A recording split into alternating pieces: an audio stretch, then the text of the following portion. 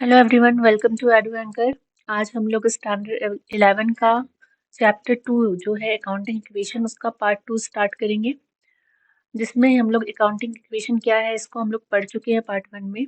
Accounting equation है assets equal to capital plus liabilities. इस equation को हम लोग और किस किस तरीके से यूज कर सकते हैं, इसमें और क्या क्या उसमें जो टर्म्स है वो और कैसे कैसे कैलकुलेट करते हैं, इसमें और अच्छी अंडरस्टैंडिंग डेवलप करने के लिए हम लोग आज अकाउंटिंग इक्वेशन को देखेंगे। तो हम लोग सीधे चलते हैं हमारे अकाउंटिंग इक्वेशन की तरफ में, जो बोलता है एसेट्स इक्वल टू क्या होता है, कैपिटल प्लस लायबिलिटीज होता है। तो अब हम लोग को अगर मान लो कि कैपिटल कैलकुलेट करना है, तो कैपिटल कैसे कैलकुलेट करेंगे? सिंपल है, capital is equal to assets, ये जो प्लस में लायबिलिटी इधर चला जाएगा तो ये माइनस लायबिलिटी हो जाएगा। तो जब कैपिटल कैलकुलेट करना होगा तो क्या होगा? Capital is equal to assets minus liabilities. Same जब लायबिलिटी कैलकुलेट करना है तो ये लायबिलिटी जब कैलकुलेट करेंगे तो हम लोग क्या करेंगे, ये जो लायबिलिटीज इधर आ जाएगा और ये कैपिटल जो है इधर आके एसेट्स से माइनस हो जाएगा। तो liability is equal to assets minus capital होगा। इसी तरीके से हम लोग को प्रॉफिट एंड लॉस अगर पता करना हो तो क्या करेंगे?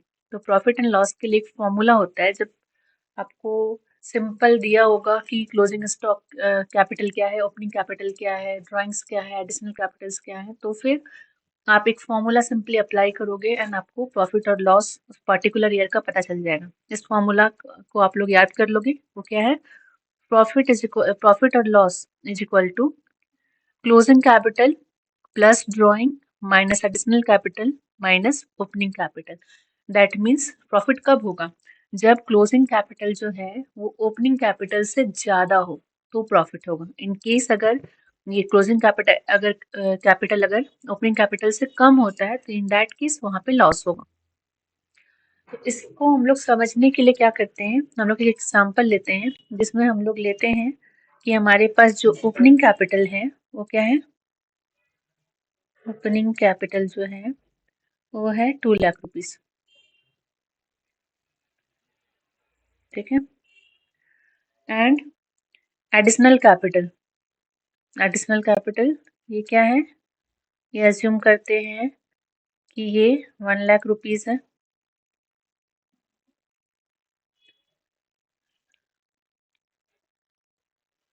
प्रॉफिट है, प्रॉफिट उस साल के लिए क्या है? ये है 50,000। एंड ड्राइंग्स जो है, ड्राइंग्स है 20,000। तो अब अगर हम लोग को पता करना होगा कि क्लोजिंग कैपिटल क्या है या फिर प्रॉफिट एंड लॉस क्या है, तो हम लोग कैसे पता करेंगे? तो सबसे पहले हम लोग क्या करेंगे, पहले हम लोग इस केस में क्लोजिंग कैपिटल निकालेंगे, क्योंकि हम लोग के पास सारा कुछ जो भी नेसेसरी इन्फॉर्मेशन है वो दिया हुआ है। तो closing capital is equal to क्या हो जाएगा? ओपनिंग कैपिटल जो कि 2 लाख रुपीज है, प्लस ड्राइंग्स, ड्राइंग्स क्या है? 20,000। Sorry sorry, plus additional capital, क्योंकि हम लोग क्लोजिंग कैपिटल निकाल रहे हैं। ठीक है।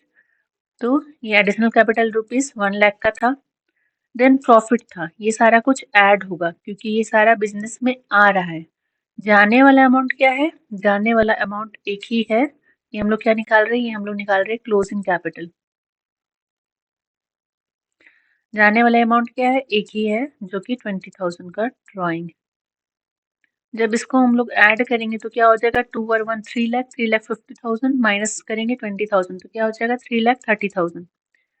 3,30,000 क्या आया? ये हमारा ये आ गया क्लोजिंग कैपिटल। अब इस क्लोजिंग कैपिटल को से हम लोग को प्रॉफिट, ये जो प्रॉफिट है हम लोग इसको चेक करते हैं कि अगर हम लोग इस कैलकुलेशन में डालेंगे इस अमाउंट को तो हम लोग के पास वापस प्रॉफिट उतना आ रहा है कि नहीं।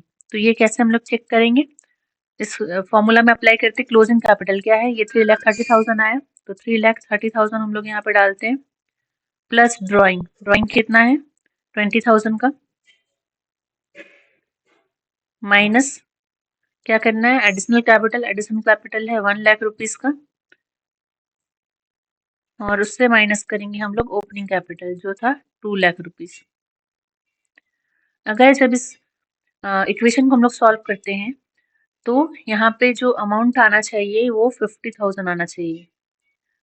तो इसको हम लोग सॉल्व करते हैं तो क्या हो जाएगा 3,30,000 प्लस 20,000 क्या हो जाएगा 3,50,000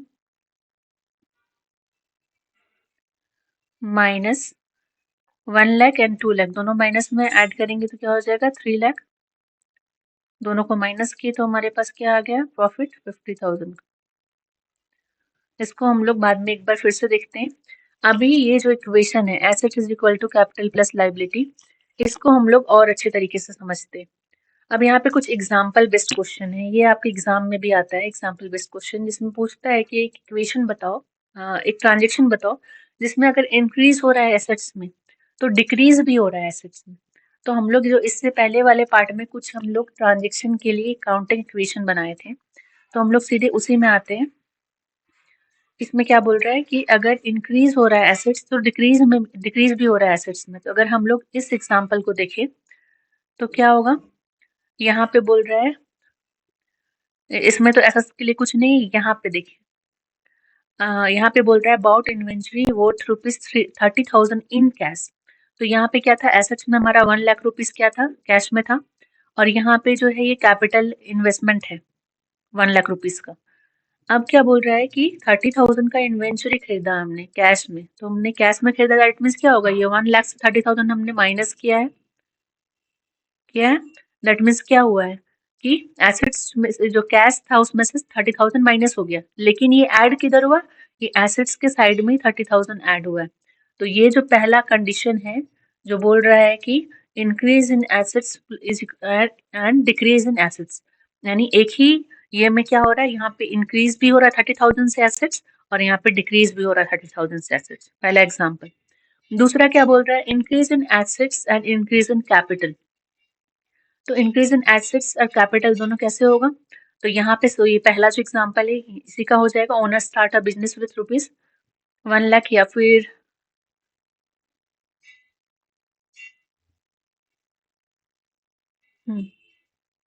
हम लोग यहाँ पे देख सकते हैं कि ये जो गुड्स सोल्ड है 15,000 का जो कैश में था, तो यहाँ पे क्या हो रहा है, यहाँ पे इंक्रीज कर रहा है एसेट्स 15,000, यहाँ पे जो 70,000 था यहाँ पे 15 हो गया, दैट मीन्स 5,000 से, और यहाँ पे इन्वेंट्री 10,000 से माइनस हुआ था, यानी ये 5,000 से ही एसेट्स इंक्रीज किया। अब यहाँ पे जो 5,000 से एसेट्स इंक्रीज किया है तो यहाँ पे भी हम लोग प्रॉफिट जो है ये कैपिटल में ऐड किए हैं। तो ये जो सेकंड कंडीशन है, increase in assets and increase in capital, इसको ये सेटिस्फाई कर रहा है। फिर बोल रहा है decrease in assets and decrease in capital. अब यहाँ पे नेक्स्ट वाले एग्जांपल में आते हैं, इसमें क्या बोल रहा है कि रेंट पे किया 5,000 का, तो इसमें क्या हो रहा है, डिक्रीज इन एसेट्स हो रहा है, हमने क्या किया 5,000 कैश में से निकाल के रेंट पे कर दिया। अब रेंट जो है प्रॉफिट के अगेंस्ट चार्ज होता है, जो है ओनर्स इक्विटी से माइनस होगा, तो यहाँ पे ये जो 5,000 जो है वो यहाँ पे माइनस हो रहा है और यहाँ पे 1,00,000 रुपीज बच गया और ठीक यहाँ से भी माइनस हो गया क्योंकि कैश में पे हुआ है। फिर increase in assets and increase in liability. अब यहाँ इस पे एग्जांपल क्या होगा कि एक फर्नीचर हमने खरीदा क्रेडिट में खरीदा तो क्या हुआ, हमारा लाइबिलिटी बढ़ गया क्योंकि ये लोन था, और जब हमने फर्नीचर खरीदा है तो फर्नीचर क्या है, फर्नीचर एसेट्स है, तो ये एसेट्स बढ़ गया।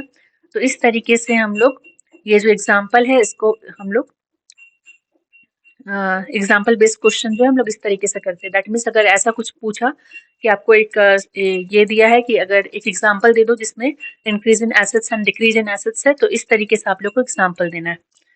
अब हम लोग आते हैं ये देखने के लिए कि अकाउंटिंग इक्वेशन को हम लोग आगे कैसे सेटिस्फाई कर सकते हैं।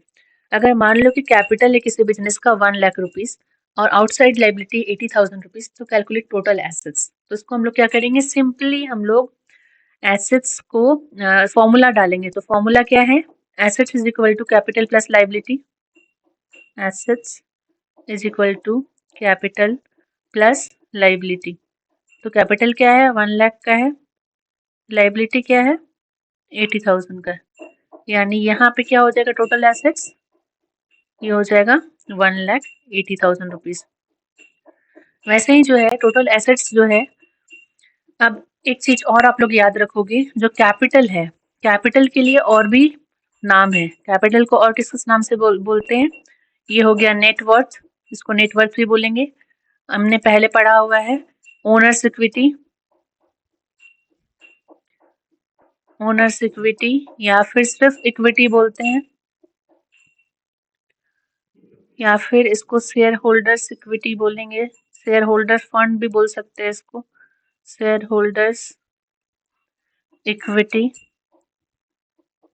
और फंड। इस तरीके से ये सारा जो है ये कैपिटल के लिए ही दूसरा नाम है। तो अब हम लोग क्वेश्चन में आते हैं, जो बोल रहा है कि अगर एक बिजनेस का टोटल एसेट्स जो है 2 लाख रुपीज है और नेट वर्थ उसका है 1,50,000, तो हम लोग को क्रेडिटर निकालना है। क्रेडिटर क्या है? ये लाइबिलिटी है। तो हम लोग क्या करेंगे, सिंपली हम लोग यहाँ पे लिखें क्रेडिटर या फिर लाइबिलिटी। तो यहाँ पे क्रेडिटर पूछ रहा है तो हम लोग वही लिखते हैं, क्रेडिटर्स इज इक्वल टू क्या हो जाएगा, एसेट्स माइनस नेट वर्थ, जिसको कैपिटल भी बोलते हैं। तो एसेट्स क्या है, ये 2 लाख रुपीज, नेटवर्थ कितना का है, 1,50,000 का है। अब इसका डिफरेंस जब हम लोग निकालेंगे तो जो 50,000 है ये क्या हो गया, 50,000 ये हो गया क्रेडिटर्स। अब एक और एग्जांपल जो है, हम लोग जो ऊपर एक फॉर्मूला पढ़े थे, प्रॉफिट इज इक्वल टू, उस पे बेस्ड एक क्वेश्चन है, उसको हम लोग सॉल्व करते हैं। कि अमित है, वो बिजनेस स्टार्ट किया है 1 अप्रैल 2020 को विथ कैपिटल 5 लाख रुपीज। तो ये क्या है, ये ओपनिंग कैपिटल, ओपनिंग कैपिटल कितना, रुपीज 5 लाख। अब क्या बोल रहा है कि on March 31st 2021 his assets were worth rupees 7,80,000 and liability जो है 70,000 है। तो find out his closing capital and profit और loss made during the year. तो सबसे पहले हम लोग क्या करते हैं, हम लोग इसका कैपिटल निकालते हैं, क्लोजिंग कैपिटल। क्लोजिंग कैपिटल कैसे निकालेंगे, यहाँ पे क्लोजिंग देख के परेशान नहीं होना है। क्लोजिंग कैपिटल निकालने के लिए हम लोग सिंपली फॉर्मूला पुट करेंगे, कैपिटल इज इक्वल टू क्या होता है, assets minus liability.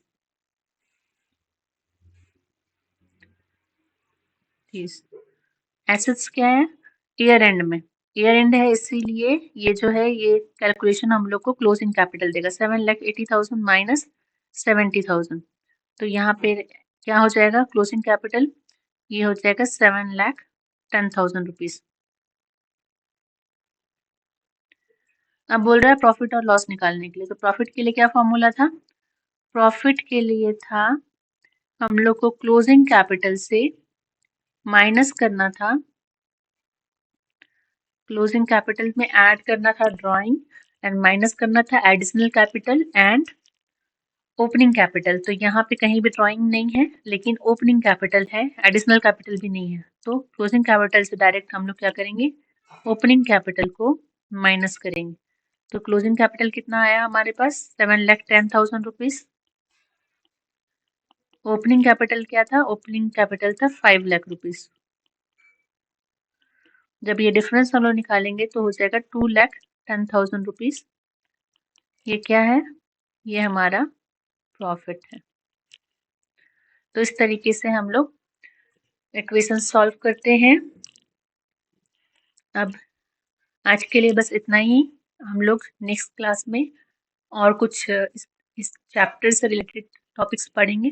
Thank you so much, please stay tuned with Edu anchor.